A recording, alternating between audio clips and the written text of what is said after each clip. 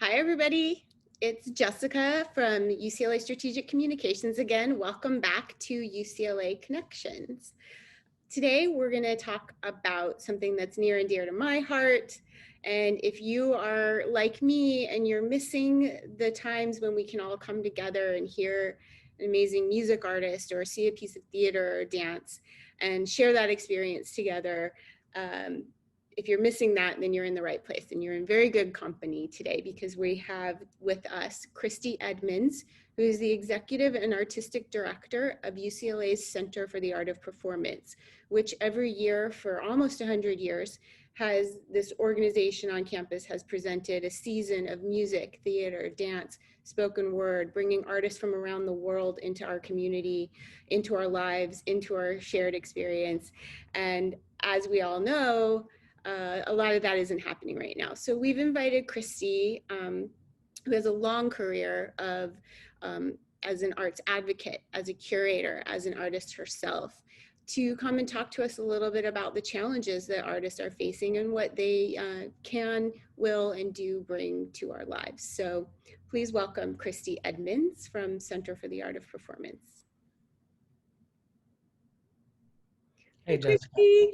She's also one of my favorite people on campus. I should probably say that. Thanks for being with us. I know everything is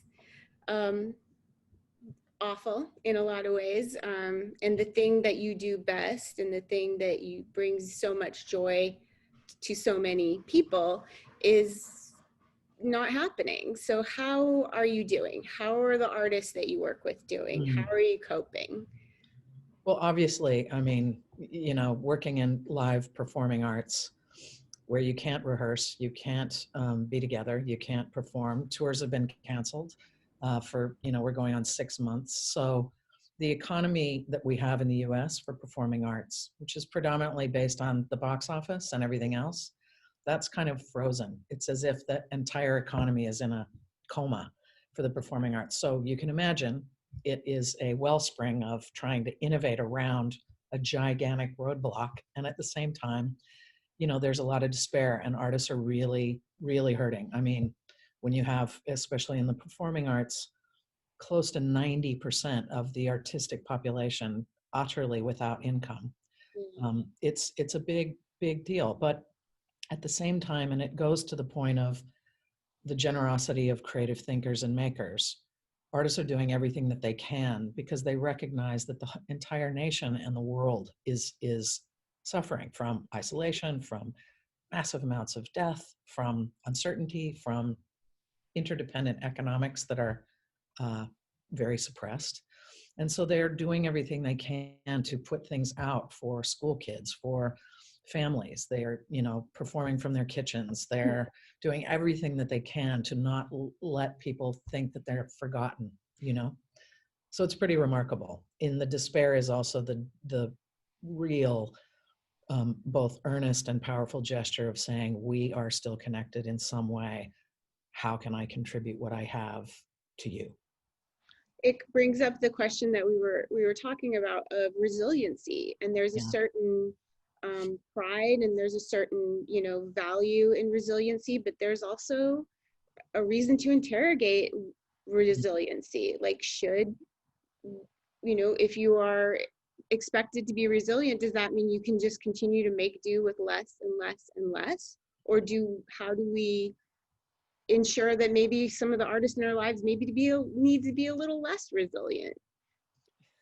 Well, I mean, it's an interesting thing because the word resiliency in the US, I think we've increasingly tried to match it to some kind of vaulting sense of good character, that our good character means that we are resilient and we're strong and we'll pick ourselves up from the bootstraps and keep going.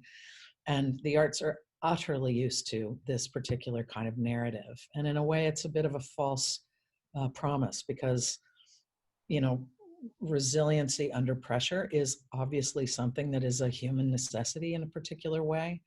But there's also the fact that if that becomes continuously valued, then the investment in what it is that artists give to our cultures and society, what resources they are able to utilize to redistribute imaginative, inspirational, sublime, and provocative kinds of ideas. If it's all up to the fuel of your own resiliency, you run out of steam. So in a way, it's a bit of a false value when it comes to the arts. Yes, we're resilient. At the same time, we're generous, and we're not usually seeking. We're seeking to create the environment that gives our human peers and colleagues a way of belonging and a sense that their own capacity can fall forward. We can keep falling forward towards the things that we need to look after as a culture, but we still need resources. There's no doubt about it. It made me just think of a poem by Bukowski called "So You Want to Be a Writer," and in it he says, if it doesn't come pouring out of you, if it doesn't keep you up at night, if it doesn't want to escape every pore of your body, don't do it. Don't do it. So I think, the artists that I used to work for, Kristy, I worked with a lot of the artists that you brought through, and you can tell they kind of vibrate on a different frequency than we do. Their approach to what they do is very different than the approach to what another person might do. And there is something, one of the questions we got a couple of questions, was why should we think about artists right now when everything else is such a dumpster fire and there's so many things to do? Like, why does art matter? And I know this is a question you've been answering your entire career, right? So why do we care? I mean, that frequency, I think, is very clear to some of us, the value that it brings to our culture, especially in moments of cultural change. But how do we continue to spiritually invest in that? And, how do we articulate that value? Well, there's so many different ways to come at that question. But I think, one of the things is when you have an artist in your life, which doesn't mean you have to be sitting down and having dinner with an artist, but it may be, a singer, songwriter, it may be a choreographer or a theater maker, it may be a author. They become part of the soundtrack of your life.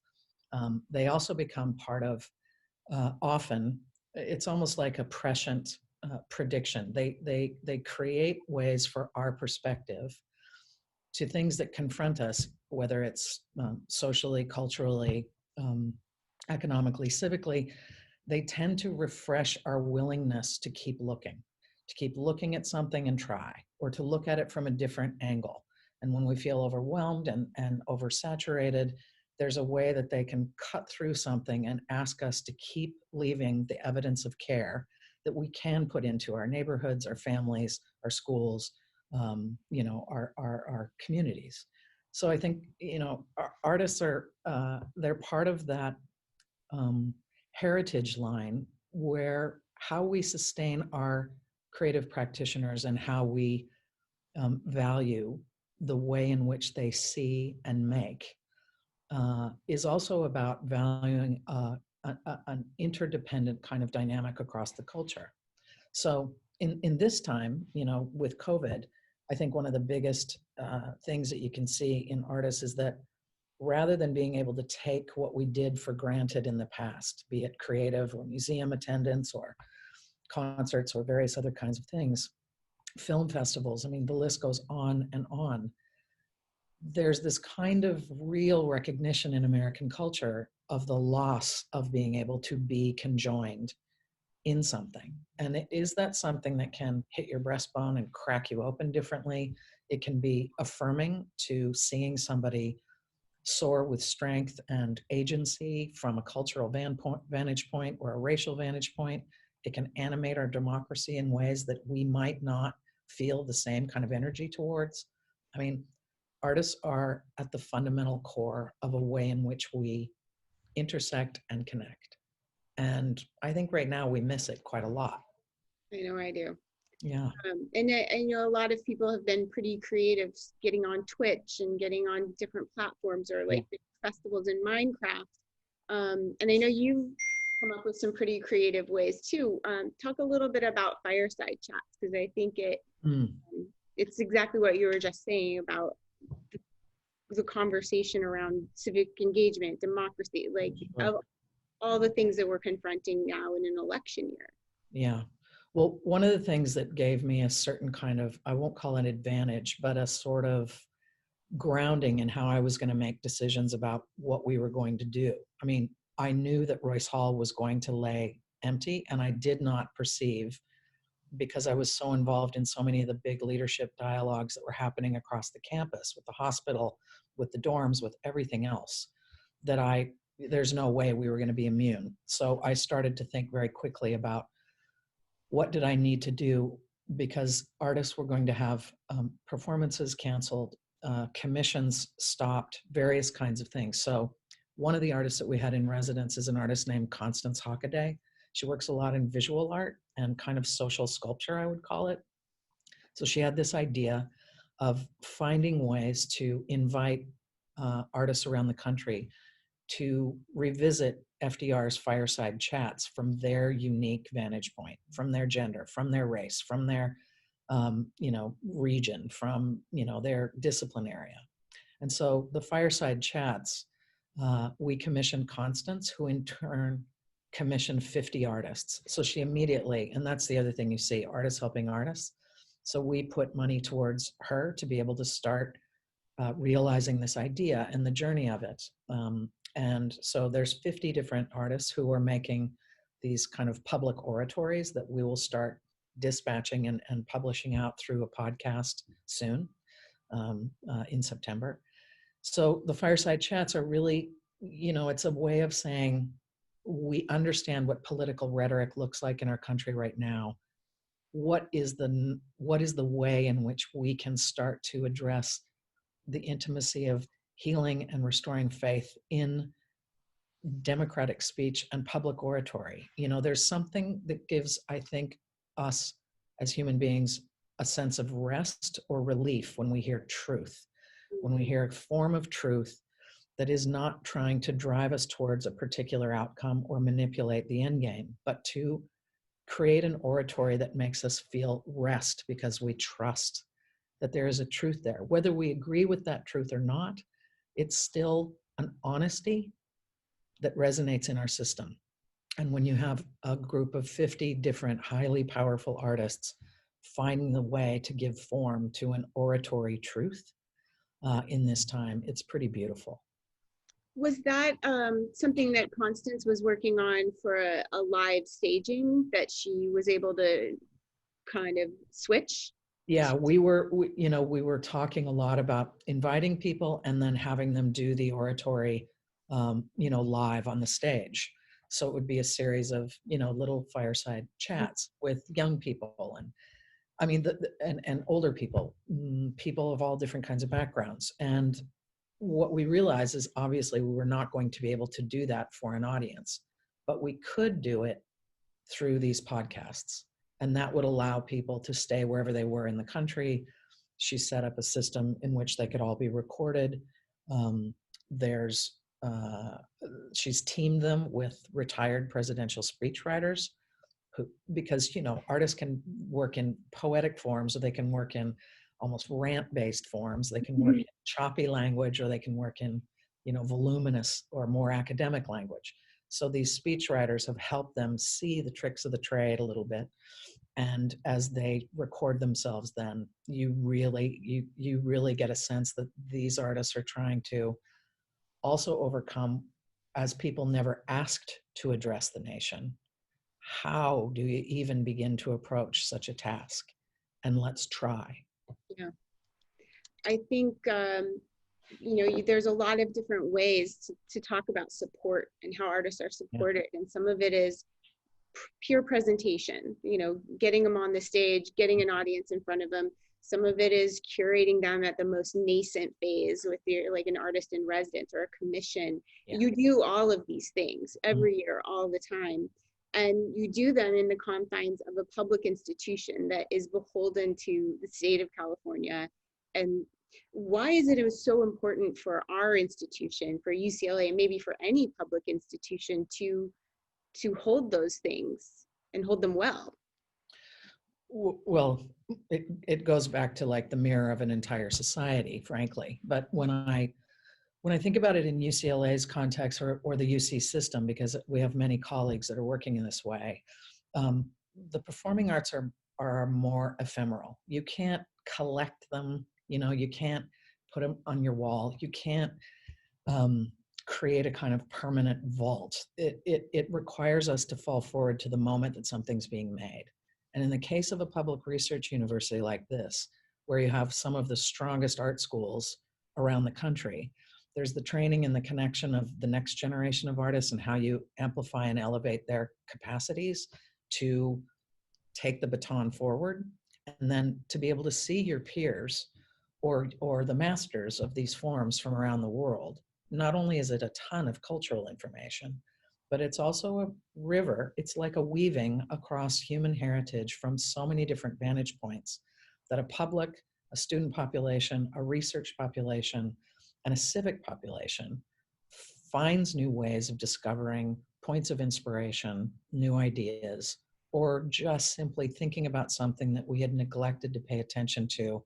And without an artist's voice, or without that particular song, or without that movement sequence across a stage, we would not have seen something that may matter deeply in the context of who we are in our lifetimes.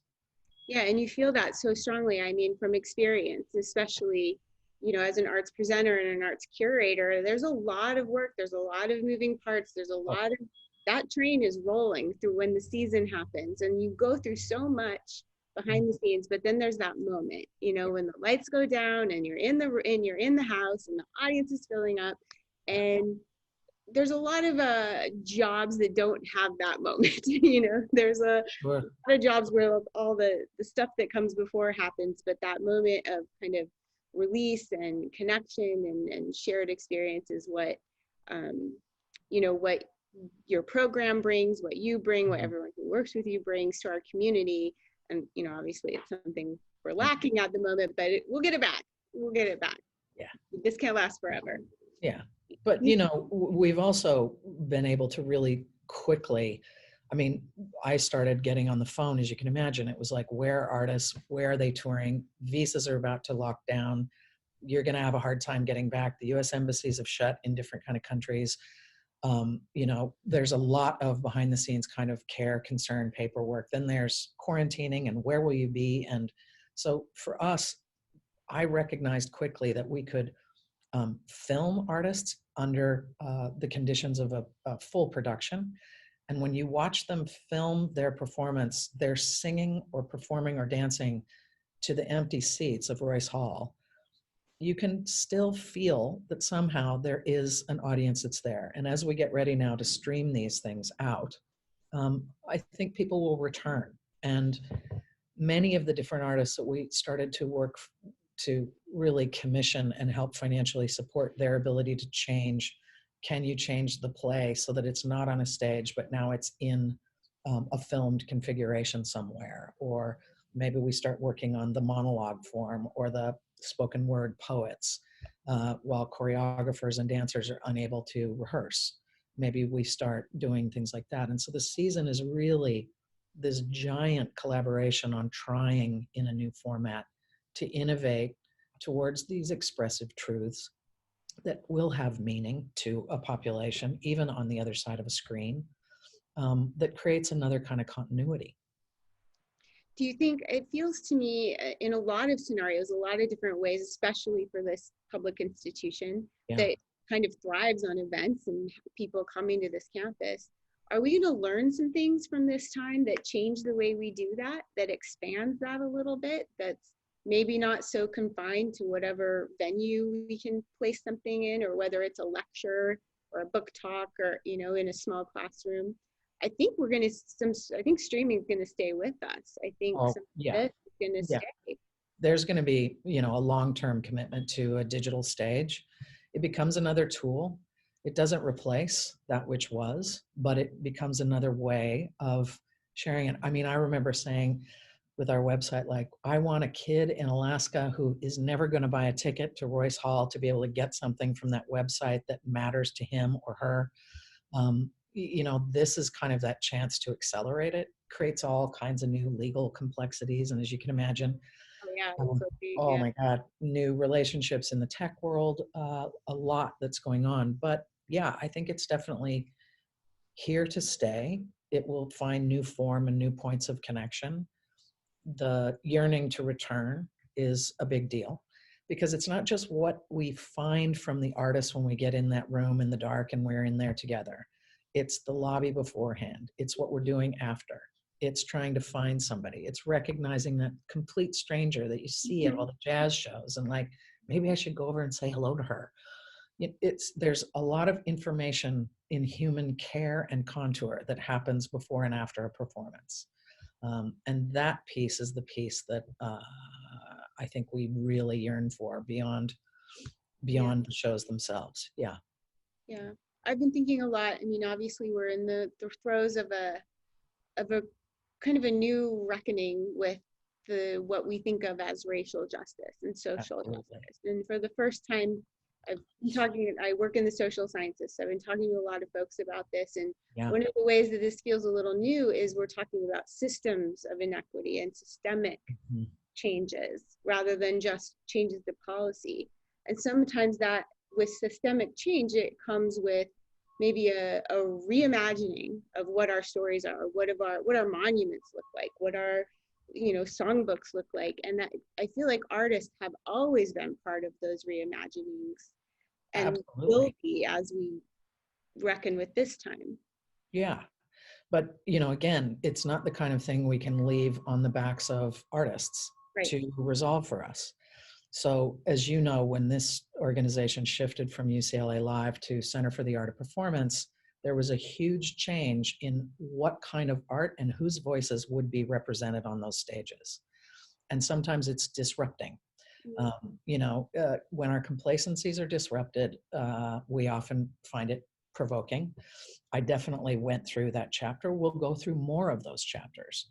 But the absolute ability to fully fund, to resource equitably, and to amplify the voices of stories and narratives and pain and various kinds of things that have come from numerous different communities that have been utterly unequal in having a stake in how you narrate an American history.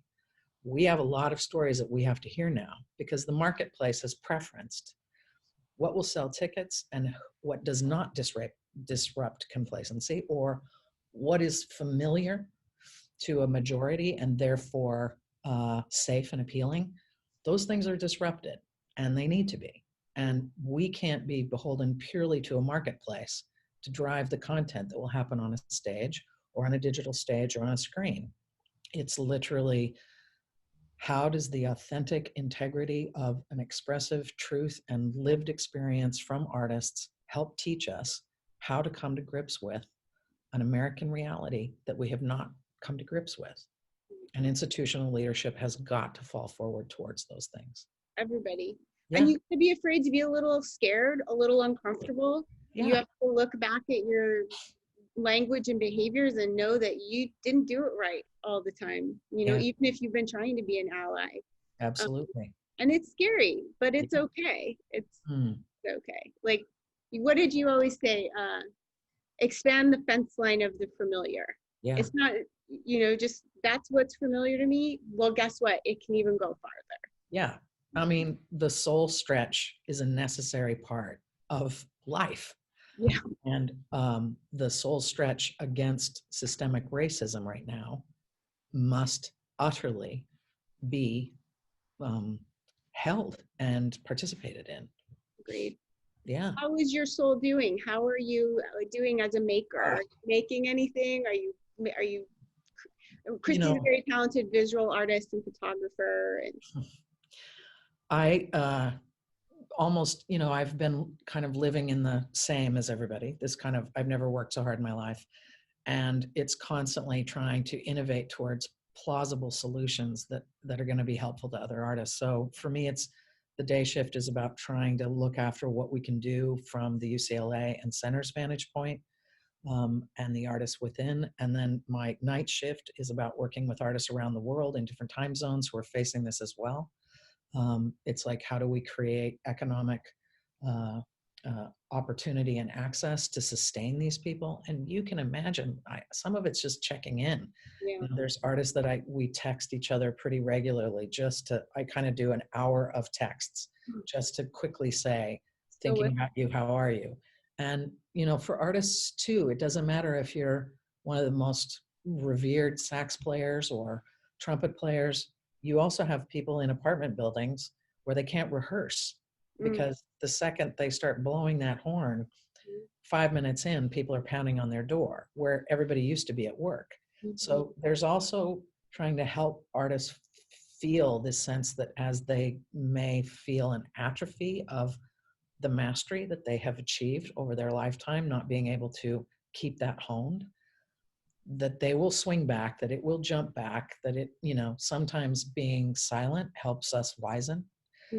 And when you pick something up that you left behind for a while, you find that you're able to really do it in some other way that you just were like, how is that even possible? It's to remind people, that to have that faith and to bring artists into policy tables as well. Artists and people who create work and events, you can imagine the allied businesses that are affected. Restaurants are, event planners are, catering, this, flower, like flights, etc. So being ready to come back is also part of how do you generate resource capacity because of the interdependence of all the small businesses that tend to surround the arts. We are also looking after each other in that regard because we are interdependent and must have everyone climbing back while we probably suppress a certain amount of scaled ambition around what success may have looked like so that we are ready for the other things that are on us, climate change, various other things. Yeah. There's a scale of American ambition that probably needs to pull itself into a different scaled reality. That needs a reckoning too. Yeah. Absolutely. Yeah. So it's not about snapping back to the grid of old behavior. It's about taking the best of our capacities and finding ways to thread them into the future that continue to create and carry meaning, but to live lighter on the land. I love that. I think one thing that we can all agree on is that this has shown us our interconnectedness in ways that existed before, but was kind of laid bare. And we really appreciate you, joining us. I was really happy to get to talk to you. And if you're interested in the upcoming season at UCLA and seeing what Kristy and her team have done to try to innovate around how to present the performing artists that we love so much, this is the website. Please check it out. Please come back to UCLA Connections anytime. Kristy, thanks again. Thank you, Jessica. We'll have this will be posted online and stored along with all the other conversations we've had, and we hope you're all doing well, finding ways to support one another, take care of one another, experience a little bit of art, and we'll see you next time.